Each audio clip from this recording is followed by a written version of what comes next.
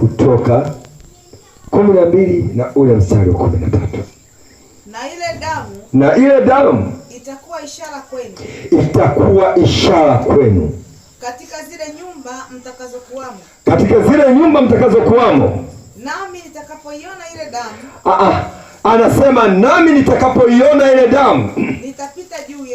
Nitapita juu yenu. Nisiwapate pigo lolote likawaharibu. Ndio maana akaita Pasaka, yani Passover.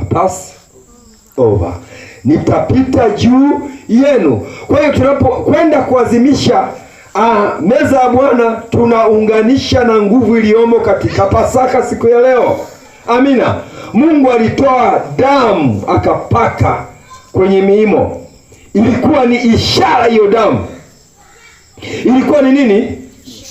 Ni ishara. Akasema atakapoiona hiyo damu hatudhuru.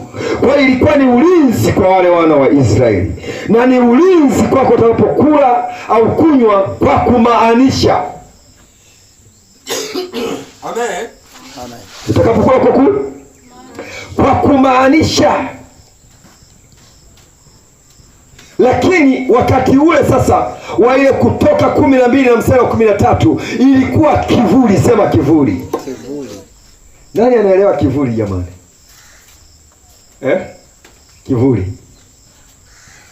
Kivuli. Labda Adonai najui kivuli, ila wote mtakuwa mnajua. Amen. Yaani kivuli kinaonesha yule ni fulani, lakini sio halisi. Amen. Kwa hiyo agano lile lilikuwa linaonesha taswira kwamba unapoona hichi unachokiona ni mwisho kivuli cha jengo, lakini usitamani kuweka mkeka kwenye kivuli ukalala. Kuna watu wanaweka mikeka kwenye vivuli. Haleluya. Matokeo yake mvua inampigia na rohana mahali pale. Bwana Yesu asifiwe. Haleluya. Kwa hiyo damu ya Yesu ilikuwa inatumika wakati ule kupaka kwenye miimo kama kivuli. Nyakati hizi tuna agano lililo jema zaidi, ni damu yake uhalisia. Yesu alipigwa viboko 39:40-1. Amen. Akavuja damu. Yesu alipigwa mkuki. Yesu alitobolewa akavishwa taji ya miba, damu ikatoka.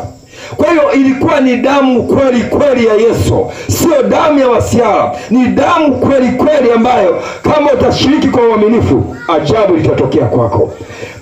Amen. Haleluya.